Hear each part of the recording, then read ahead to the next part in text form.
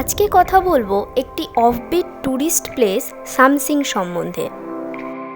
সামসিং হলো পশ্চিমবঙ্গের জলপাইগুড়ি জেলার একটি আদিম গ্রাম।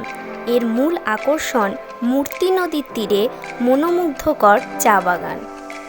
এটি শিলিগুড়ি থেকে প্রায় ৮০ কিলোমিটার এবং জলপাইগুড়ি থেকে প্রায় ৪৫ কিলোমিটার দূরে অবস্থিত।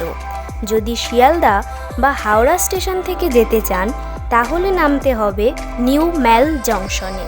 সেখান থেকে কার বুক করে মনোরম প্রাকৃতিক দৃশ্য দেখতে দেখতে আধ ঘন্টার মধ্যে পৌঁছে যান এই গ্রামে।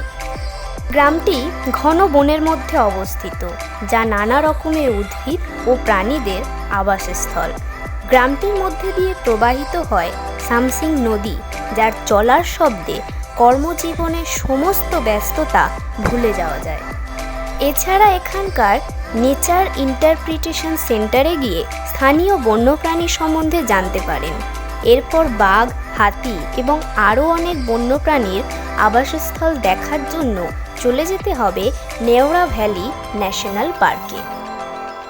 ট্রেকিংয়ের জন্য স্থানীয় গাইডের সঙ্গে বেরিয়ে পড়তে পারেন কাছাকাছি জঙ্গল ঘুরতে।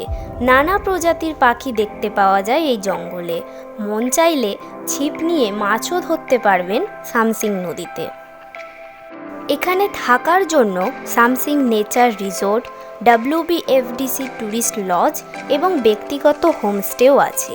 এই অফবিটে যাওয়ার সবচেয়ে ভালো সময় হলো সেপ্টেম্বর থেকে নভেম্বর এবং ফেব্রুয়ারি থেকে এপ্রিল মাস।